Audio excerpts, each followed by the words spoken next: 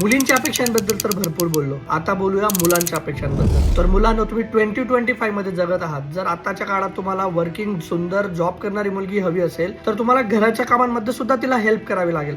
जसं तुम्ही काम करून आल्यानंतर, ऑफिसवरून आल्यानंतर थकून जातात, तशी तीही दिवसभर ऑफिस करून आल्यानंतर थकेल. तर तुम्हाला तिला किचन मध्ये मदत करावी लागेल. मुलं बाळ झाल्यानंतर तुम्हालाही तुमच्या मुलाबाळांचा इक्वली सांभाळ घ्यावा लागेल. ती तयारी असेल तरच जॉब करणारी मुलीचा विचार करा, नाहीतर सोडून द्या. त्याच्यासोबतच जर समजा एखादी मुलगी जर जॉब करणारी नसेल, ती हाऊसवाईफ बनायला तयार असेल किंवा ती हाऊसवाईफ असेल, तर तिच्या प्रती तुम्हाला ही अंडरस्टँडिंग असणं खूप गरजेचं आहे की ती फायनान्शियली पूर्णपणे तुमच्यावर डिपेंडेंट आहे. तर तुम्ही तिच्याकडनं ह्या डिमांड नाही करू शकत की घरून पैसे घेऊन ये किंवा मला फायनान्शियली हेल्प कर. आणि सगळ्यात महत्वाचं मुलांनो, जर तुम्ही लग्नामधनं ही अपेक्षा ठेवतात की तुम्हाला एवढं काहीतरी अमाऊंट दिली पाहिजे, गाडी दिली पाहिजे, सोनं दिलं पाहिजे, काहीतरी जर तुम्ही समोरून डिमांड करत आहात, तर याच्यापेक्षा मी एक सोपी आयडिया सांगतो तुम्हाला. तुम्ही जिथं पण राहत असाल, गाव शहरामध्ये, तिथं जा, एखादा बाजार बघा, तिथं जाऊन स्वतः उभे राहून स्वतःची निलामी लावा. कदाचित तुम्हाला एक्सपेक्टेड पेक्षा जास्त पैसे भेटतील. तर मुलांना तुम्हाला एकच विनंती आहे की जेव्हा तुम्ही पार्टनर बघतात तर हा विचार करा की ती मुलगी किती चांगली आहे, तिचा स्वभाव कसा आहे, ती किती मनमिळाव आहे, ती तुमच्या फॅमिली सोबत एकजूट राहील की नाही, ती जर जॉब करणार असेल तर ती तुम्हाला फायनान्शियली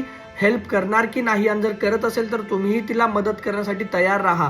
आणि सगळ्यात महत्वाचं म्हणजे मुलांनो, नवरा झाल्यानंतर तुमच्या बायकोसाठी स्टँड घ्या. मग ती जॉब करणारी असेल, हाऊसवाईफ असेल, काही असेल. कारण की एका नवीन घरामध्ये आल्यानंतर एका स्त्रीसाठी तिचा नवराच सगळ्यात जास्त इम्पॉर्टंट असतो. घरातली लोक कशीही असली, तिचे सासू सासरे ननंद कसेही असले, पण जर नवरा ठामपणे बायको सोबत उभा असेल तर बायकोला दुसरं काहीही नको. आणि ज्या मुलांना हे वाटतं की लग्न केलंय म्हणजे ती मुलगी त्यांच्या घराची मोलकरीण झाली आहे, तिने घरातली सगळी कामं करायलाच हवी, जरी ती आजारी असेल, तिला काही त्रास होत असेल, ती जॉब करणारी असेल, कामाला जात असेल, तर मला वाटतं तुम्ही लग्न नकोच करायला. त्याच्यापेक्षा तुम्ही घरी 2-4 कामवाल्या बाया ठेवा आणि त्यांच्याकडनं घराची कामं करून घ्या. पण उगाच एखाद्या मुलीचं आयुष्य बर्बाद करू नका आणि पैशाला महत्व नका देऊ. माणूस कसा आहे त्याला महत्व द्या आणि सोबत तुम्ही स्वतःची स्वप्न बघा आणि त्या स्वप्नांना पूर्ण करा. आणि जेव्हा ती स्वप्न पूर्ण होतील ना, त्याचा आनंदच काही वेगळा असेल. तुम्हाला काय वाटतं मला कमेंट करून नक्की सांगा.